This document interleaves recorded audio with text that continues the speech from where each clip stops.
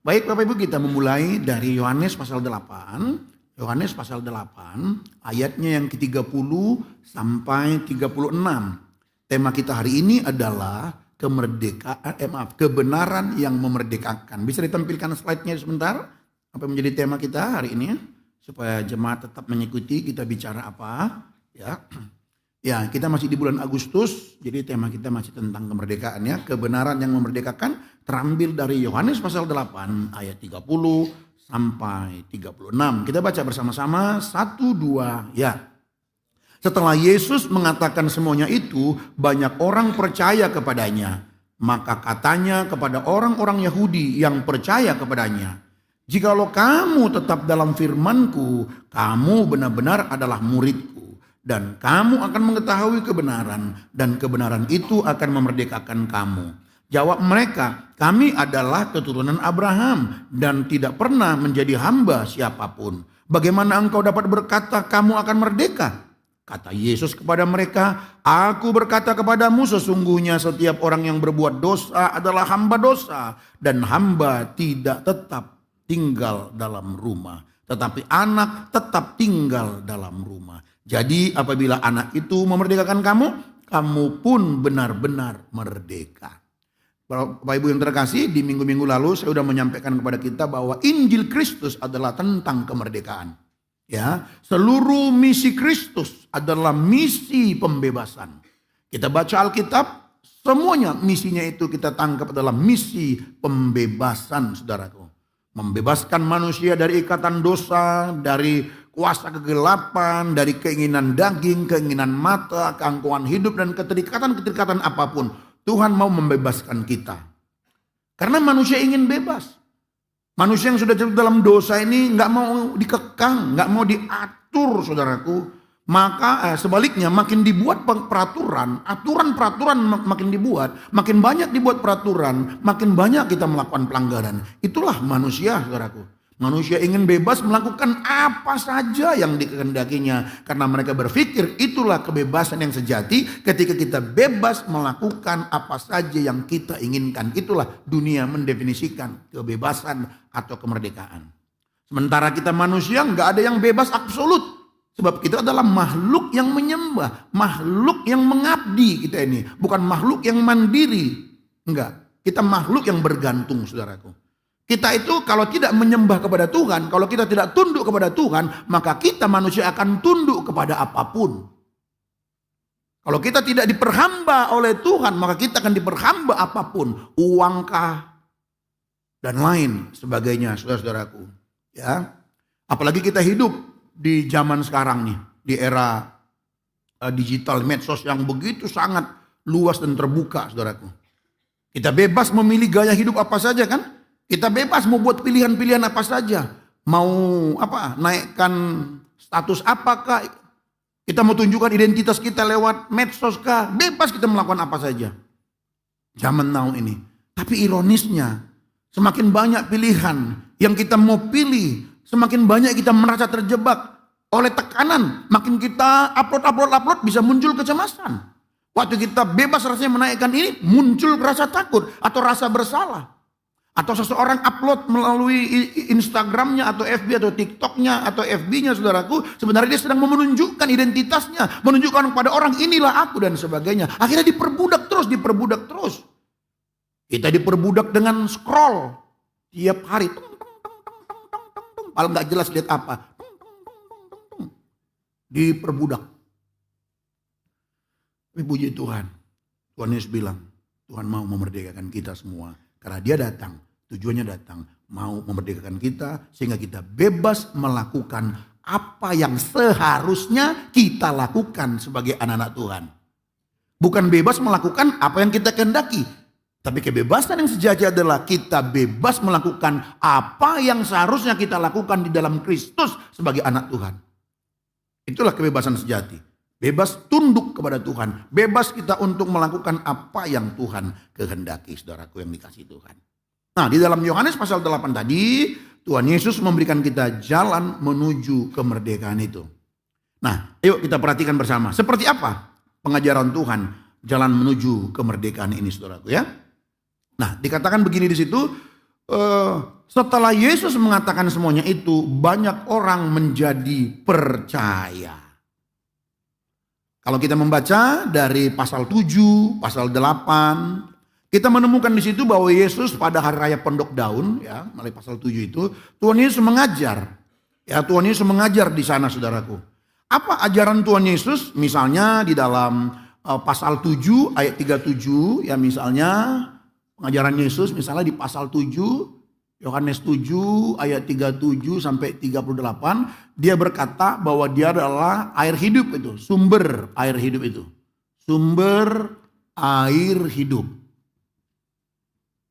Nah, ini dia berkata, akulah sumber air hidup itu, barang siapa datang kepadaku dan dalam hatinya akan mengalir air hidup itu. Kemudian dia juga mengajarkan bahwa dia adalah terang dunia. Dia adalah terang itu. Saudara bisa melihat nanti di Yohanes pasal 8 ayatnya yang ke-12. Saya tulisin semua, nanti Bapak Ibu bisa cross check ayat-ayatnya Bapak Ibu yang dikasih itu kan. Ya. Kemudian dia juga berkata bahwa akulah dia. Coba ayat 24, tolong ditampilkan ini saudaraku. Yohanes pasal 8, akulah dia. Akulah dia. Ini pasal 8 ayat 24. Kalau kamu tidak percaya bahwa akulah dia, kamu akan mati dalam dosamu. Itu dikatakan. Karena itu tadi aku berkata kepadamu bahwa kamu akan mati dalam dosamu. Sebab jikalau kamu tidak percaya bahwa akulah dia, akulah Mesias itu, akulah yang diutus itu, dan akulah juru selamat itu, aku adalah Allah itu sendiri. Kalau kamu tidak percaya, kamu akan mati dalam dosamu.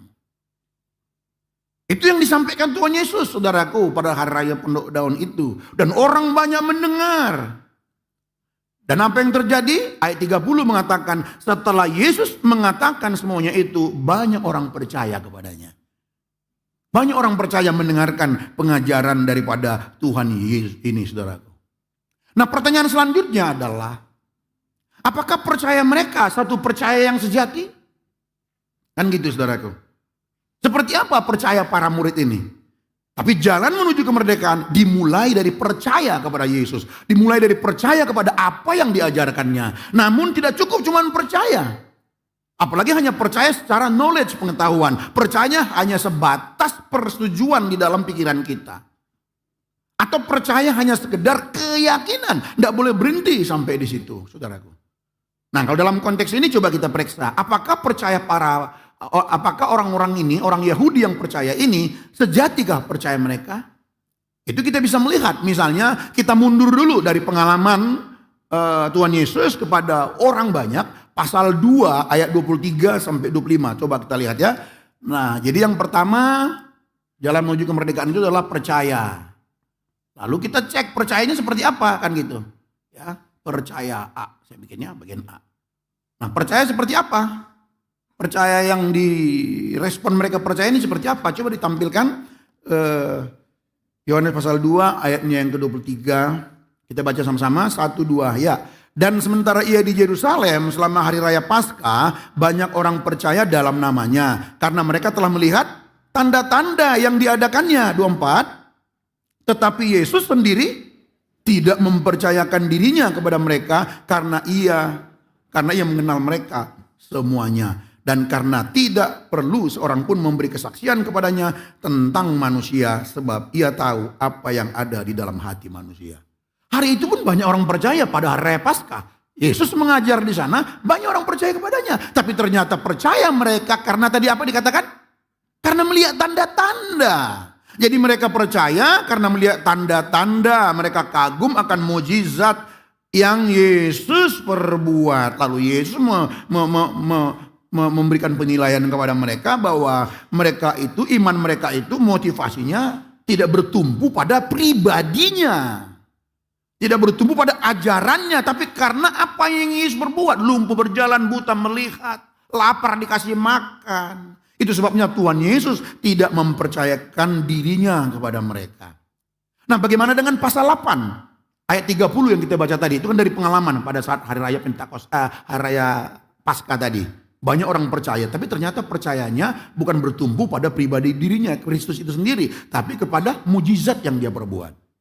Bukan percaya seperti itu, saudaraku. Nah, Lalu di pasal 8 ayat 30 tadi kita baca, ketika Yesus pada hari raya Pondok Daun, dia juga mengajar, banyak orang percaya. Bagaimana percaya mereka? Sama saja, saudaraku. Mereka tidak tahu, mereka belum mengerti bahwa mereka masih dalam perbudakan. Coba kita lihat ayat 34. Ayat 34 Yohanes pasal 8. Ya, nanti kita akan bahas lagi ayat ini, tapi mau kita tunjukkan dulu. Memang langkah pertama jalan menuju kemerdekaan ini kita percaya. Tapi percaya ini kita urai dulu. Kita urai dulu, saudaraku ya. Oke. Kita baca 34, 1, 2, ya. Kata Yesus kepada mereka, aku berkata kepadamu, sesungguhnya setiap orang yang berbuat dosa adalah hamba dosa. Mereka mengklaim diri mereka orang yang sudah merdeka, padahal mereka itu sebenarnya masihlah hamba dosa. Mereka masih dalam perbudakan dosa. Ayat 37-nya langsung cepat aja ya, ayat 37. Bahwa firman Allah tidak punya tempat di dalam hati mereka. Sehingga mereka mau membunuh Tuhan Yesus. Itu menunjukkan percaya mereka belumlah percaya yang benar. Kemudian di ayat yang ke-42, ayat 42. Mereka tidak mengasihi Yesus meskipun Yesus datang dari Allah. Ayat 42 berkata, jikalau Allah adalah Bapakmu, kamu akan mengasihi aku. Sebab aku keluar dan datang dari Allah. Yesus berasal dari Allah dikatakan di situ, datang dari Allah dikatakan di situ, saudaraku. Tapi mereka tidak mengasihi Yesus, menunjukkan percaya mereka. Kalau mereka percaya kepada Yesus, pasti mereka akan mengasihi Yesus. Tidak mau berusaha membunuhnya. Di ayat 43 itu juga, ya kalau kita lanjut lagi dikatakan di situ bahwa mereka nggak ngerti apa yang dikatakan oleh Tuhan Yesus. Mereka nggak ngerti bahasanya Tuhan Yesus. Tuhan Yesus bilang, kenapa kamu tidak mengerti bahasaku? Sebab kamu tidak dapat menangkap firmanku. Ya. Nah kemudian lalu di ayat yang ke-44, makanya bukan bapakku itu menjadi bapakmu, tapi si iblislah bapakmu. Ayat 44. Iblislah bapakmu. Lalu ayat yang terakhir, yang terakhir sekali, ayat yang ke-59 itu akhirnya apa yang terjadi, saudaraku? Mereka mengambil batu, mau apa? Melempari Yesus. Mereka ambil batu. Itu menunjukkan ternyata percaya mereka pun bukanlah percaya yang sejati. Tapi ingat, jalan menuju kemerdekaan di awal dari percaya akan Tuhan Yesus, percaya Injil, percaya akan karya Tuhan Yesus. Jadi kita simpulkan, saudaraku, ya, orang Yahudi yang percaya kepadanya itu ternyata kepercayaan mereka, saudaraku yang dikasihi Tuhan, kepercayaan yang dimiliki orang Yahudi itu, saudaraku, ya, yang percaya kepada Tuhan Yesus itu ternyata tidak menghilangkan kesulitan mereka untuk memahami pengajaran Tuhan Yesus. Jadi baik orang Yahudi yang belum percaya, orang Yahudi yang sudah percaya saat itu sama-sama tidak menangkap apa yang diajarkan Tuhan Yesus. Tadi udah kita buka banyak ayatnya sampai ayatnya yang terakhir. Jadi jelas, saudaraku, untuk kita bisa memiliki percaya yang sejati, kita membutuhkan Roh Kudus. Itu adalah anugerah Tuhan. Jadi kalau hari ini saudara di sini bisa percaya kepada Tuhan, menyerahkan diri kepada Tuhan, itu karena Roh Kudus yang mengerjakan di hati saudara. Boleh tepuk tangan, saudaraku, puji Tuhan. Nah kemudian yang kedua kita kembali lagi di ayat yang ke-31 sekarang. Ya, jadi Tuhan Yesus mengatakan bahwa banyak orang percaya saat itu. Lalu kata Yesus kepada orang Yahudi yang percaya kepadanya. Kalau saya ganti kalimatnya begini, jangan berhenti pada percaya, tapi lanjutkanlah. Segera langsung Yesus memberikan kualifikasi percaya yang sejati itu seperti apa. Kualifikasi percaya yang dikehendaki Tuhan seperti apa. Itu ayat 31. Itulah sebabnya Tuhan Yesus katakan begini, hei kamu yang sudah percaya akan ajaranku ini, kamu percaya akan apa yang kukatakan ini, oleh karena itu kamu harus tetap tinggal dalam firman. Kalau kamu tidak tetap tinggal dalam firmanku, maka kamu bukanlah muridku. Itu maksudnya. Jadi Tuhan Yesus berkata, kamu percaya, ayo sekarang tetap tinggal dalam firmanku. Nah, kalau saya bikin bagian B-nya di sini, saudaraku, tetap tinggal. Ini dia ya, tetap tinggal dalam apa dikatakan di situ? Saya sengaja saudara yang mengatakan apa? Firman. Ku. Siapa kunya di sini? Sedikit kita masuk doktrin sedikit aja. Ini menunjukkan bahwa, ayat ini menunjukkan bahwa Yesus itu Allah. Firmanku, nggak ada nabi, nggak ada rasul yang berani ngomong gitu. Kalau nabi berkata begini, demikianlah firman Tuhan. Seperti yang dikatakan oleh firman Tuhan. Rasul pun begitu, mereka memberitakan apa yang dikatakan oleh Kristus. Tapi Yesus langsung mengatakan, kalau kamu tidak percaya kepada firmanku, kau binasa. Menunjukkan bahwa dia adalah Allah. Itu secara doktrinal sedikit aja untuk kita bisa paham, saudaraku yang dikasihi Tuhan. Nah, apa artinya? Jikalau kamu tidak tinggal dalam firmanku, kamu tidak muridku. Tapi kalau kamu tinggal dalam firmanku, kamu adalah muridku. Apa artinya di sini, saudaraku yang dikasihi Tuhan? Artinya yang pertama adalah bahwa menjadi percaya tidaklah otomatis menjadi murid. Boleh kita katakan sama-sama? Menjadi percaya tidak otomatis menjadi murid. 1, 2 ya. Menjadi percaya tidak otomatis menjadi murid. Saudara percaya kepada Tuhan Yesus? Belum otomatis jadi murid. Kita harus melanjutkan dengan tinggal dalam firman. Nah, pertanyaan selanjutnya, apa artinya tinggal dalam firman? Apa artinya tetap tinggal dalam firman? Apa artinya tetap tinggal dalam firman? Kata tinggal di situ, saudaraku yang dikasihi, dari kata Yunani, ya, tinggal di sini dari kata Yunani meno. Berdiam artinya dwelling, terus menerus, makanya ada kata tetap. Tetap tinggal, dwelling, terus menerus. Terus menerus tinggal, terus menerus berpegang akan firman. Jadi di dalamnya ada unsur kelangsungan, ketekunan, kesungguhan dari orang percaya itu untuk tetap tinggal dalam firman. Tinggal dalam firman berarti berpegang pada ajaran Kristus dan tidak pernah melepaskannya. Tidak pernah melepaskannya. Kapan kita melepaskannya? Ketika kita tidak mau melakukannya, kita sedang melepaskannya sebenarnya kan? Atau membiarkan firman itu. Saudaraku yang dikasihi Tuhan. Firman itu mengisi, firman itu menguasai, memenuhi hati kita. Kita rela membiarkan firman itu yang menguasai kita, saudaraku. Seluruh aspek hidup kita, pikiran, perasaan, kehendak kita adalah firman. Pikiran kita firman, perasaan kita firman, dipenuhi oleh firman maksud saya. Diwarnai oleh firman, digores oleh firman, kehendak kita firman. Jadi pikiran, perasaan, kehendak kita, semuanya firman Kristus itu. Itu tetap tinggal namanya. Makanya di dalamnya, di mana saja, kapan saja. Itu tinggal dalam firman. Setiap hari kita belajar, membuka Alkitab kita, membaca, merenungkannya. Merenungkannya itu ibarat kita masukkan makanan, kita kunyah, kita nikmati. Ada rasa apa nih ya? Kayaknya ada hamnya nih. Ada minyak. Ketika kita nikmati, waktu nelannya enak banget rasanya. Saking enaknya, gak rela-rela nelannya.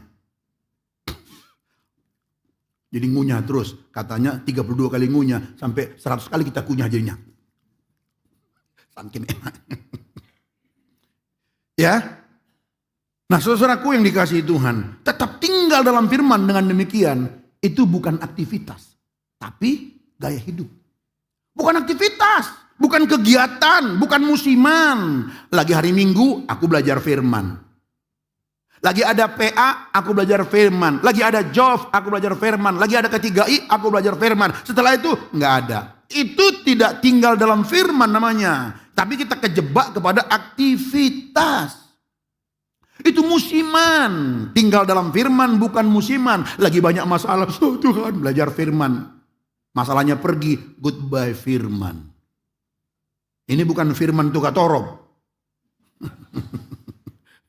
Firman Tuhan Yesus, saudaraku, Alkitab. Ya. Jadi kita belajar dengan tekun. Bukan musiman, semangat. Waktu apa? Memang manusia itu beda-beda. Ada orang rajin belajar firman ketika dia banyak masalah. Tapi ada orang nyari firman juga ketika ada berkat juga. Ketika masalahnya pergi, oh dia suka cita, baca firman-Mu, kita bagi kakiku. Jadi nggak ada yang bisa dipegang juga ya. Kadang ada orang serius baca Alkitab waktu banyak masalah. Tapi ada juga orang jadi menjauhi Alkitab gara-gara banyak masalah. Tuhan kalau kau berkati aku swear, janji 5 pasal 1 hari. Jadi nggak jelas ya. Jadi bukan soal banyak masalah sama nggak ada masalah soal baca firman ini. Jadi semuanya di sini dari hati, bukan faktor luar. Amin. Iya. Dan biasanya banyak yang janji bohong semua. Tuhan kalau engkau berkati aku, Tuhan jikalau gagal semua itu. Gagal semua itu saudaraku yang dikasih Tuhan. Nah, jadi jelas Bapak Ibu yang dikasih Tuhan, tinggal dalam firman di situ digambarkan oleh Daud, Mazmur pasalnya yang pertama, ayat yang kedua. Ya, coba kunci G, brother, kunci G. Ditampilkan ayat dulu. Coba nih kita baca dulu. Ini dia orang yang tinggal dalam firman. Daud gambarkan begini, 1, 2 ya. Tetapi yang kesukanya ialah Taurat Tuhan dan yang merenungkannya siang dan malam. Ku renungkan firman-Mu.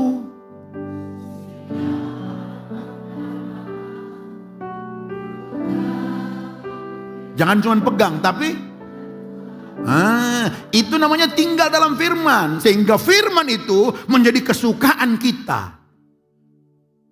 Dan kesukaan kita itu tidak pernah bohong. Saya ulangin. Kiranya firman Tuhan itu ya menjadi kesukaan kita. Dan kesukaan kita tidak pernah bohong. Bapak Ibu nangkap gak maksudnya kesukaan itu gak pernah bohong? Apa yang saudara suka secara otomatis tanpa ada kesulitan. Saudara ditarik kepada kesukaan saudara. Apa? Saudara sukanya apa? Ada suka nonton drama? Gak apa-apa lah, gak kita bilang gak rohani. Jawab aja. Suka nonton drama? Seri apa? Drakor atau dracin? Atau drabar? Drama barat, drabar. Dracin, drama Cina. Drakor, drama Korea. Drasa, drama Indonesia. Nah, saudara mau suka yang mana nih? Drakor. Saudara nggak perlu pakai usaha yang berat untuk nonton drakor. Saudara akan diseret setiap hari untuk mencari kelanjutannya. Karena saudara suka. Itu yang saya maksud, kesukaan kita itu nggak pernah bohong. Nggak pernah bohong. Kita akan ditarik. Nggak perlu. Tapi herannya mau baca Alkitab perlu pakai tenaga dalam.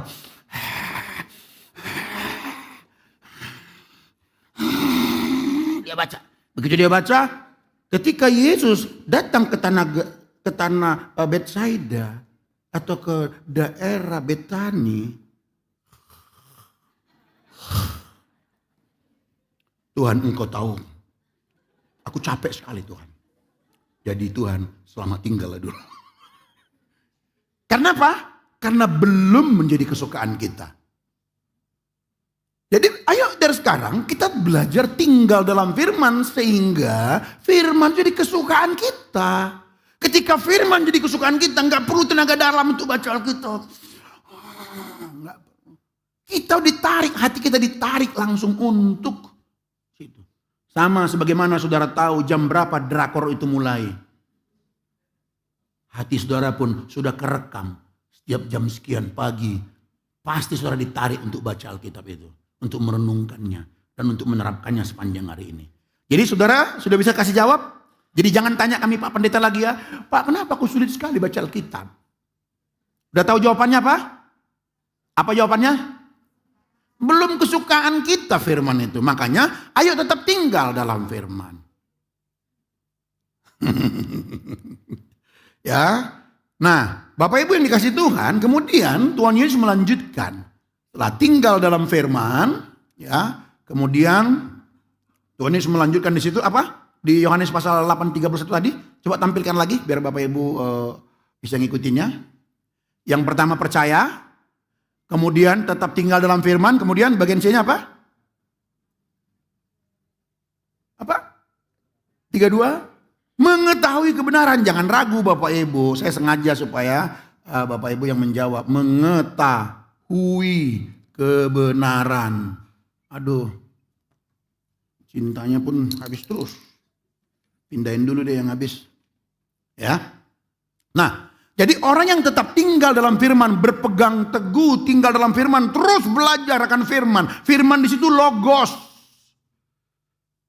Ya, bicara tentang apa? Ajaran Kristus atau Kristus itu sendiri. Yohanes 1 ayat 1, pada mulanya adalah firman, pada mulanya adalah logos. En arche en hologos gitu loh. Logos. Dan logos itu adalah Allah dan firman itu adalah Allah gitu. Lalu firman itu menjadi manusia ayat 14. Jadi firman itu adalah Kristus, Yesus jadi manusia dan firman itu adalah Allah itu sendiri. Jadi ketika dikatakan di situ logos itu tinggal dalam firman, di situ bicara soal Yesus juga dan bicara soal ajarannya. Ajarannya.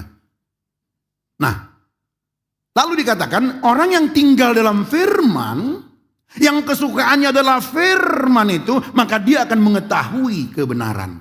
Kita gali dulu lagi, kita gali ke ini kata ini, mengetahui.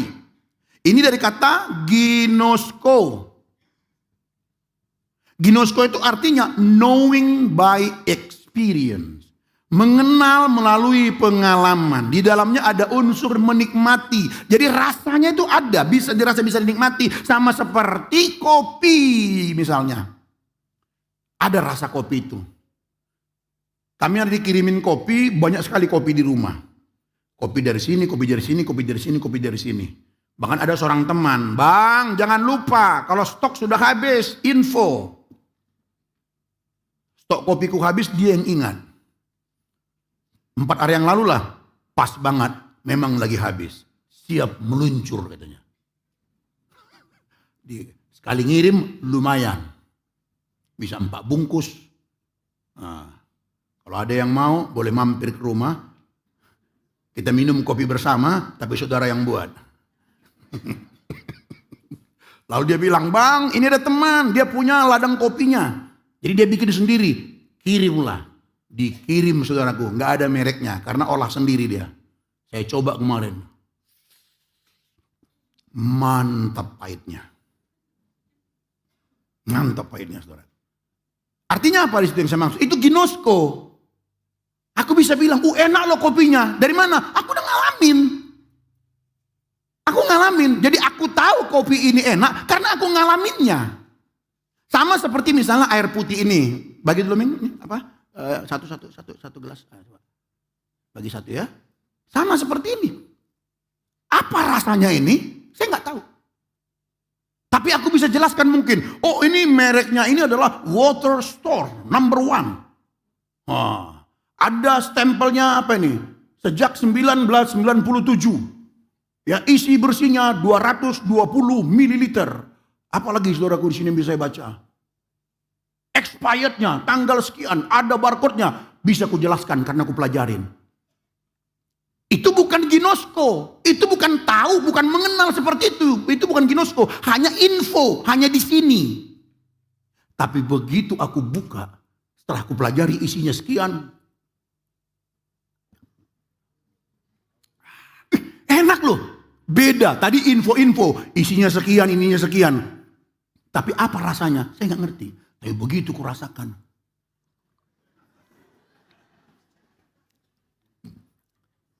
Nah, sama, itu maksudnya. Kita tinggal dalam kebenaran. Kita bisa urai mungkin firman. Ayatnya ini, begini. Amin lah, good. Tapi kalau belum tapi dalam belajar seperti itu, belajar firman terus, berelasi dengan firman itu, Kristus itu pengajarannya, saudara akan mengetahui kebenaran. Lebih enak menerjemahkannya, mengenal, knowing the truth. Mengenal kebenaran. Mengenal melalui apa tadi? Pengalaman, ginosko. Kalau kata yang sama sejajar dengan ini ya, dalam bahasa ini kan Yunani ya, ini Ibrani, yadah. Tahu nggak Bapak Ibu yang dikasihi Tuhan? Bicara pengenalan di sini saya buka ya. Coba Matius pasal 1 ayat 25. Matius pasal 1 ayat 25. Matius pasal 1 ayat 25. Tapi kayaknya biar lengkap harus dari 23 sih. Harus dari 23. Oke, kita baca yuk. 1, 2 ya. Sesungguhnya anak darah itu akan mengandung dan melahirkan seorang anak laki-laki. Dan mereka akan menamakan dia Immanuel. Yang berarti Allah menyertai kita. 24. Sesudah bangun dari tidurnya, Yusuf berbuat seperti yang diperintahkan malaikat itu kepadanya. Ia mengambil... ini malaikat yang berkata, ambillah wanita itu, Maria jadi muridmu, jangan kau ceraikan, kan gitu. Ya, ia mengambil 24. Ia mengambil Maria sebagai, lalu ayat 25, tetapi tidak bersetubuh. Nah, ini kata Yunaninya ginosko. Makanya hubungan yang terdekat, hubungan yang terintim dalam dunia ini, saudaraku, adalah hubungan suami istri. Itulah komunikasi terdalam yang paling intim, paling indah, mengungkapkan semuanya. Cuma karena manusia jatuh dalam dosa, seks yang suci itu, seks yang kudus, jadi dirusak sama manusia. Setan itu benci sama seks, tapi Tuhan menyukai seks. Kaget nggak saudara saya ngomong gitu? Kok Tuhan kita gila seks? Bukan. Seks itu bicara soal hubungan, relasi. Dan Tuhan yang menciptakan seks. Tapi iblis itu benci sama seks. Karena apa? Itu berkat yang Tuhan kasih kepada manusia. Untuk dia bisa mengungkapkan dalam konteks suami istri. Kedalaman saling mengenal. Tapi itulah iblis merusak keindahan yang Tuhan berikan itu. Makanya iklan ini ada ceweknya. Pakaian seksi. Iklan ini ada ceweknya. Jadi wanita dieksploitasi. Saudara, kasihan. Ngeri karena dosa kan? Ngeri saudaraku yang dikasihi Tuhan. Nah jadi kalau kita terus tinggal dalam firman, belajar firman saudaraku yang dikasihi Tuhan, kita akan mengetahui kebenaran. Kebenaran di sini dari kata Yunaninya aletheia, Yunaninya aletheia, ini nama anakku. Apa arti aletheia? Murni, genuine, itu artinya saudaraku. Jadi mengenal kebenaran. Ya, melalui pengalaman, bukan hanya di sini, tapi ngalamin. Saya udah bikin contoh dari melalui minuman. Kebenaran, apa itu kebenaran? Pilatus pun pernah mempertanyakan itu. Waktu Tuhan Yesus, saudaraku, dipimpong sana kemari diadili ya. Lalu akhirnya orang Yahudi, pemimpin Yahudi menyerahkan kembali kepada Pilatus. Pilatus, ini kami serahkan kembali padamu, Yesus ini. Loh, kenapa kau serahkan padaku? Kalau bukan dia bikin pidana, ada kejahatan, ngapain kami serahkan? Ya udah, coba. Lalu Pilatus datang kepada Yesus, dia bilang begini. Engkaukah raja orang Yahudi? Ini saya potong aja ya, saya potong ya. Engkaukah raja orang Yahudi itu? Itu Yohanes pasal 18, mulai ayat yang 34, saudara bisa baca. Apa kata Tuhan Yesus? Engkau sendiri mengatakan bahwa kau adalah raja. Tapi kerajaanku bukan dari dunia ini. Lalu ayat yang ke-36 saudaraku dari Yohanes pasal 18 itu. Ya. Lalu si Pilatus menegaskan. Jadi engkau raja orang Yahudi.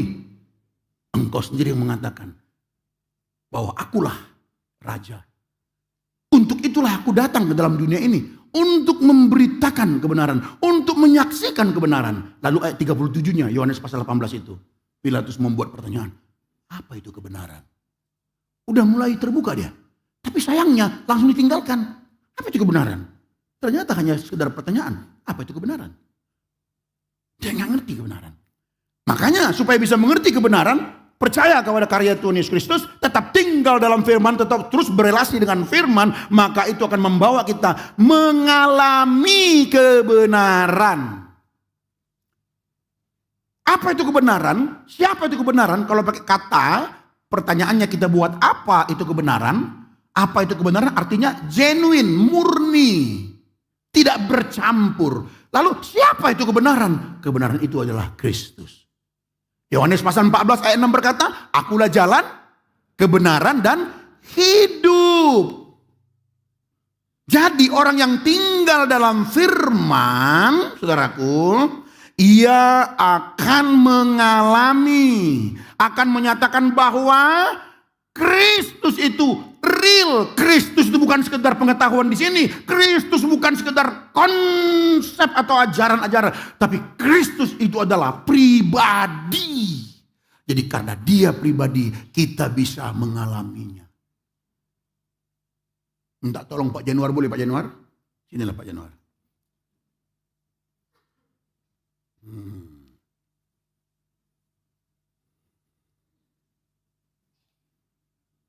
Bisa aku sentuh dia. Daniel, tolong Daniel. Kita jadi kalian bantu saya khotbah, itu maksudnya. Sini Daniel. Bisa aku sentuh dia. Sentuhlah aku, bertiga kita. Ayo, kok nggak ada yang foto kita ya? Udah pakai gaya kita nggak difoto. Nah, kenapa bisa saya sentuh? Karena real adanya. Pak Januar jelas saya lihat. Jelas Daniel saya lihat. Yang baru diberkati pernikahannya ini, haleluya. Mana lebih real? Tuhan atau mereka berdua? Mana lebih nyata? Tuhan atau mereka berdua ini? Mereka bisa ku sentuh karena nyata. Tuhan mana ya? Saudara bisa menyentuh Tuhan? Thank you. Biar kita lanjutkan lagi penjelasan. Jadi orang yang tinggal dalam firman, terus menerus belajar akan firman, berpegang terus menerus akan firman, dia akan mengalami Kristus. Bahwa Kristus itu walaupun tidak kelihatan, dia nyata. Dia real. Saudara bisa sentuh di dalam imanmu, di dalam doamu, dalam kehidupanmu, dalam penderitaanmu yang begitu berat. Dia real, dia nyata. Saudara nggak goyah. Kenapa? Saudara menyentuh dia oleh iman kita kepada dia. Dia ada, dia bersamaku, dia menyertaiku, dia di dalamku, memberikan aku kekuatan.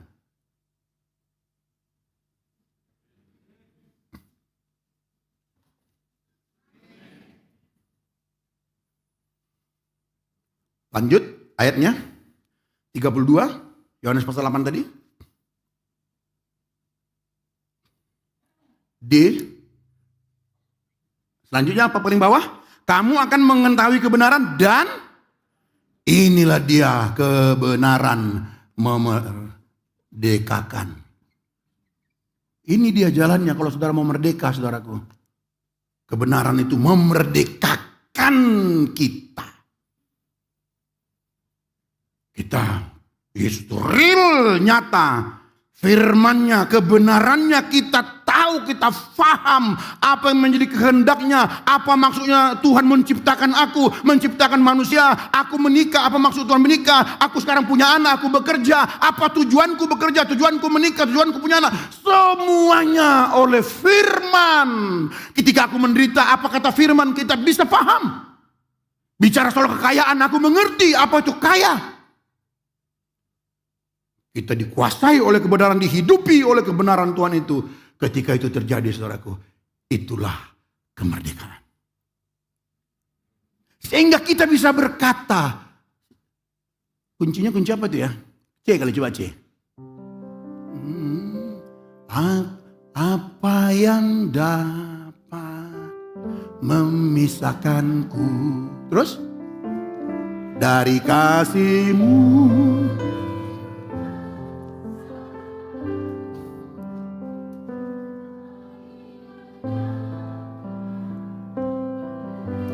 Penderitaankah? Tak satu pun. Tak satu. Lanjut bait keduanya. Ada yang dapat memisahkanku dari kasih-Mu Tuhan sahabatku. Terus kelaparan. Walaupun aku lapar Tuhan, tidak memisahkanku dari Engkau. Ketelanjangankah? Tak satu pun. Tak satu pun. Bagian refnya sama-sama. Tiada satu pun seperti Kau Yesus. Sejati dalam bahaya Kau menggendongku, Engkau Yesus.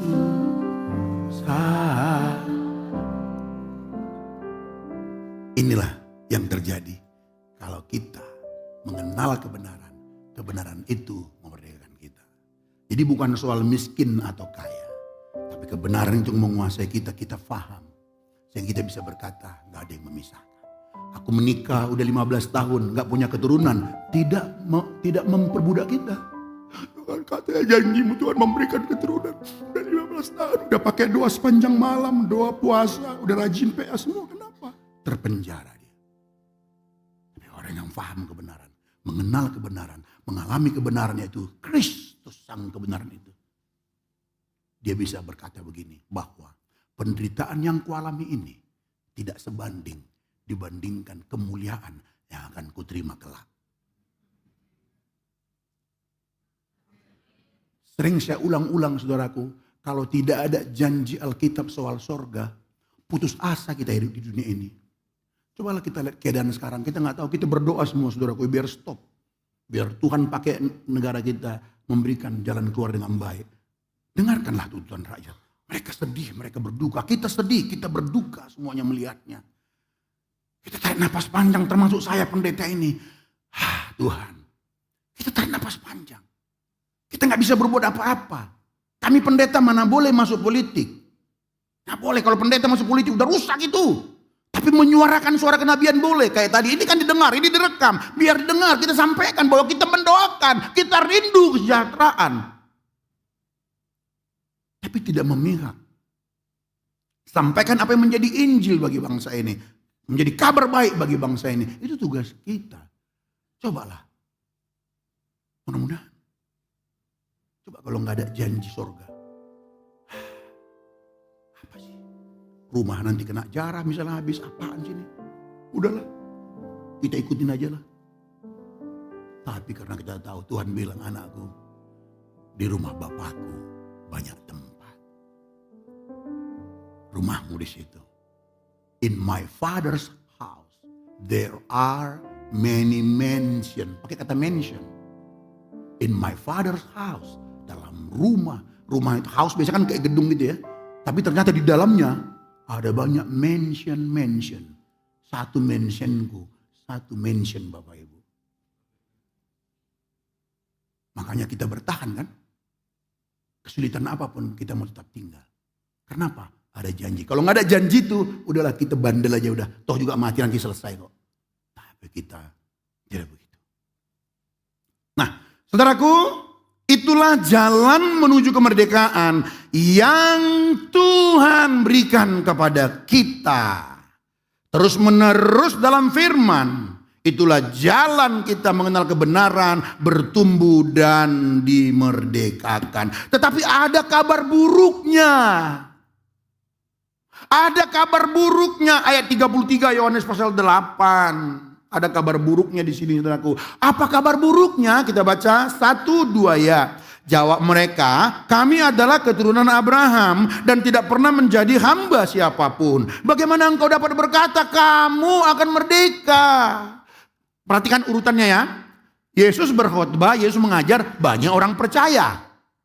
Lalu Tuhan bilang sama orang percaya ini, kamu harus tinggal dalam firmanku loh, supaya kau jadi muridku.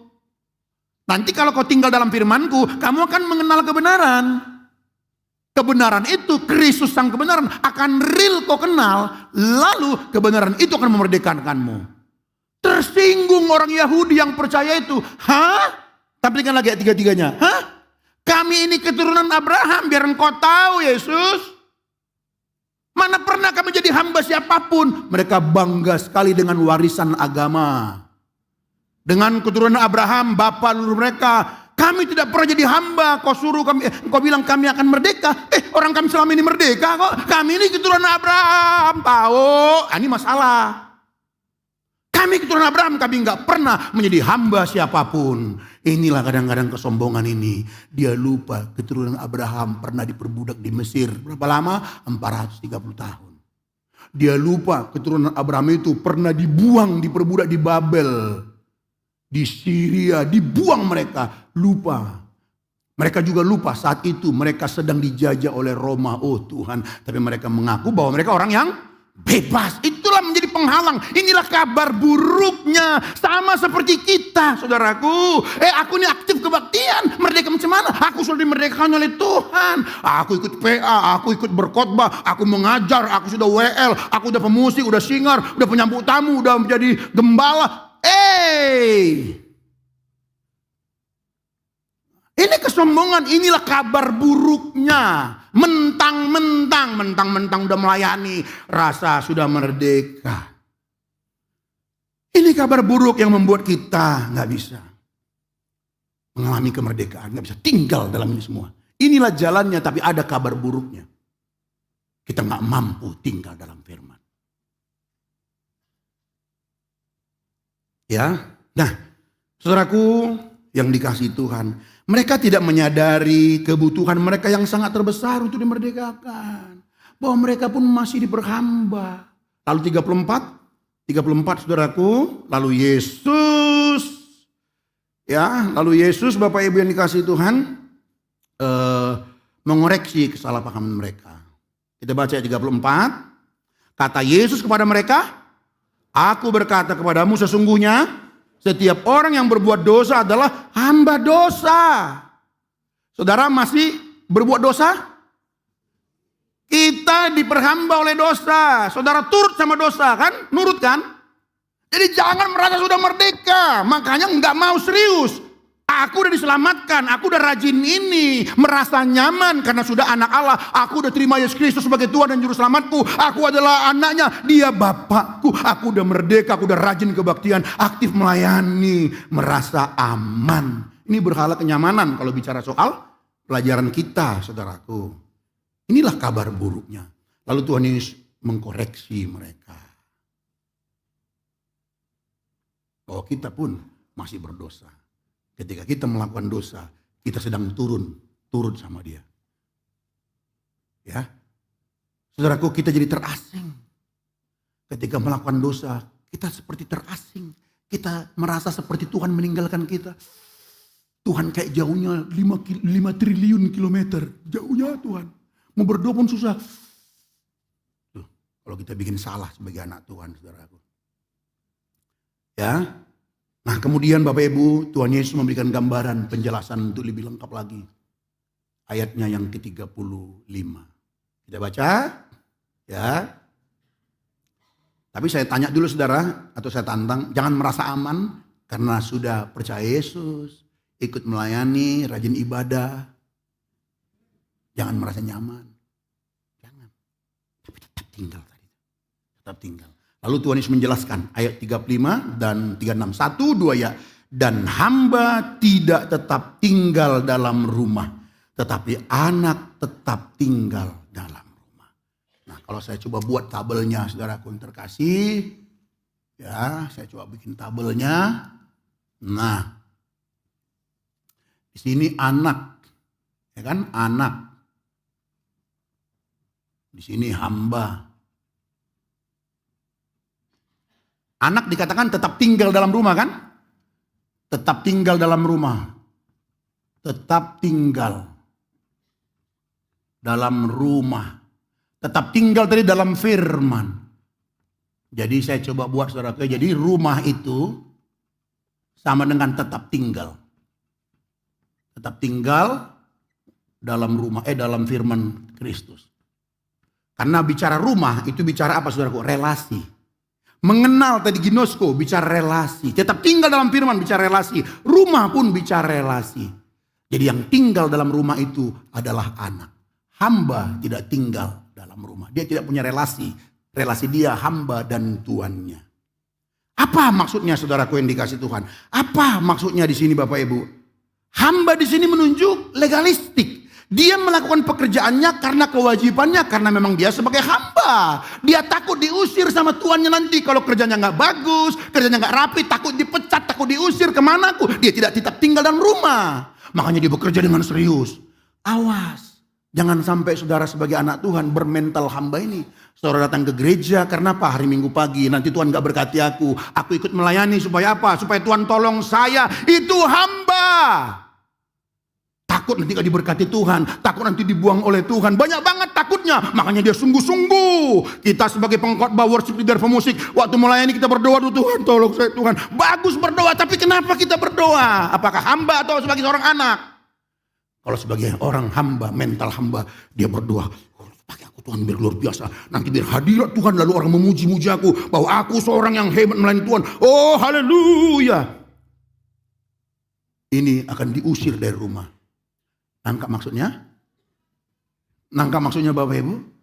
Tapi kalau anak, dia tahu dia anak tetap tinggal dalam rumah. Tetap sama, dia berdoa. Tetap sama dia bekerja di kantor dengan semangat. Yang tadi juga semangat bekerja, ini juga semangat bekerja. Tapi yang mental hamba, dia semangat bekerja supaya dapat perhatian dari tuannya. Biar dibidik tuannya, biar naik promosi. Tapi dia sebagai anak, dia kerja keras bukan supaya promosi. Karena memang sudah seharusnya aku melakukan pekerjaan yang baik. Itulah kemerdekaan yang sejati.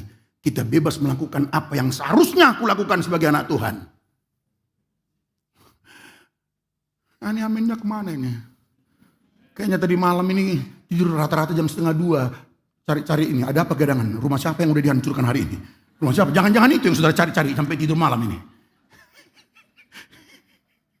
Lalu dapat langsung dikirim sama kawannya, rumah si Anu loh, udah ludes loh.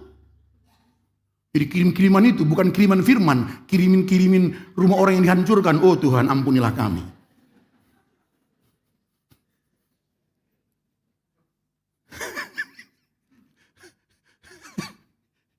Yang begitu bertobat ya. Jadi anak itu melakukan karena kesukaannya.